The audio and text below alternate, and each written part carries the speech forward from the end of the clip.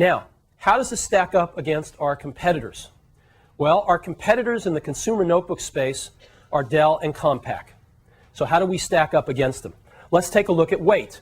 We're 4.9 pounds. Dell is basically 2 pounds heavier than we are. Compaq is over 2 pounds heavier than we are. That's a lot.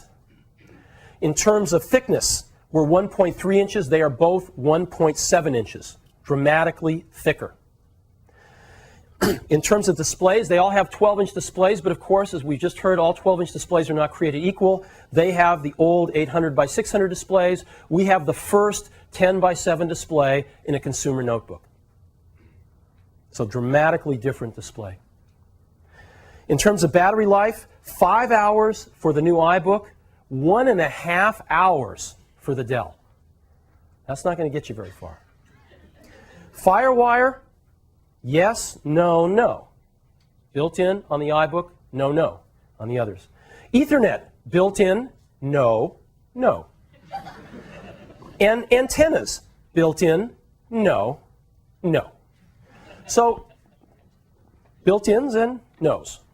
I think there's a pattern there. We can connect to almost anything with this new iBook. Here's the connectors on it, right? Almost anything you can connect to. So we've got a 56K modem built in, of course. We've got Ethernet built in. We've got FireWire built in. We've got 2 USB ports built in. And new to our consumer notebooks, we've got VGA port built in, so you can hook right into a projector. And we've got headphone and sound out and composite video out as well on that same jack, so you can hook right into a television, which some people like to do in education for projection onto a class. So you can connect to almost anything with the new iBook. Now we've got optical drives. We've got a choice of 4 different optical drives. Some people leave optical drives out of their notebooks. We think people need optical drives in their notebooks, so we build them in.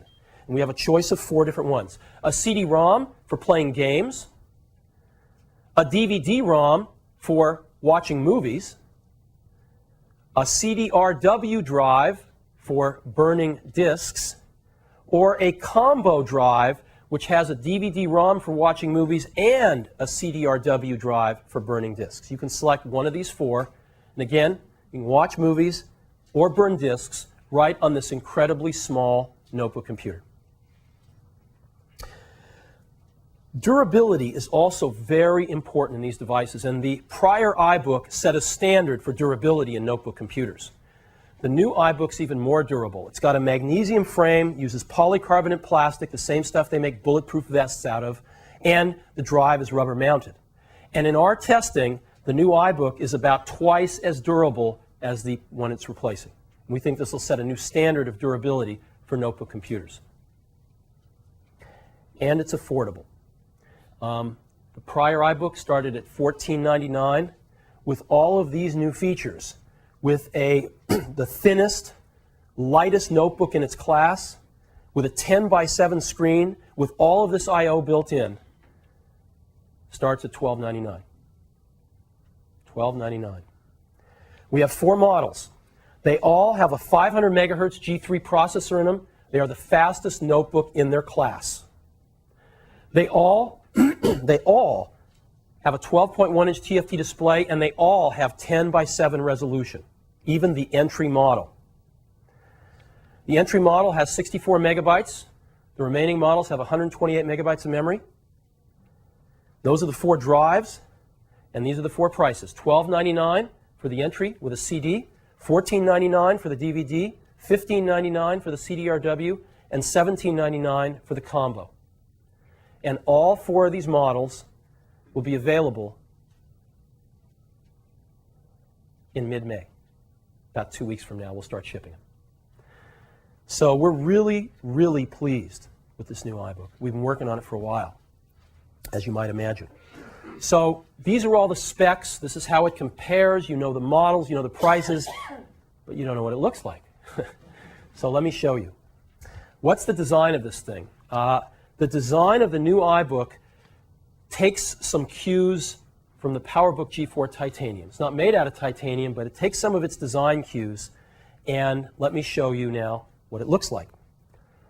Before I do, though, let me, there's Michael Dell said some disparaging things about us lately, publicly, and we're not going to engage in that sort of thing, but let me show you their product. This is their consumer notebook, and it looks like this, and you can just sort of see it's about that thick, and it's got some nice fans in the back, so you can keep an eye on them.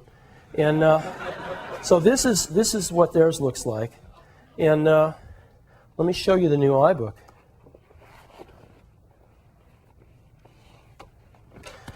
This is the new iBook. 1.3 inches thick. There it is. I don't think it could be more black and white. So let me show you these things thickness-wise, too. You see that? You know?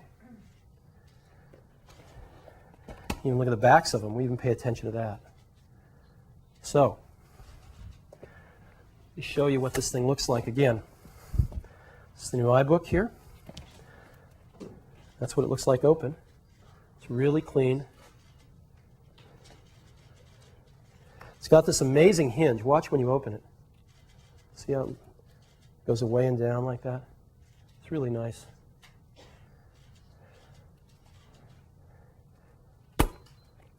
So, the new iBook. Let me show you some photos of it. It's really, really wonderful to carry around. It's much smaller than anything you've seen in its class. And again, in use, it's ergonomically wonderful.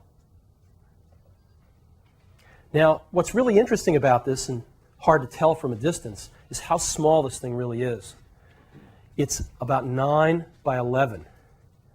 And if you notice, that's not much bigger than an 8.5 by 11 sheet of paper, right? Now, I've punched a hole in this photograph for an 8.5 by 11 sheet of paper, and you can see how little pokes out from that paper. As a matter of fact, the iBook is only 9% larger than an 8.5 by 11 sheet of paper.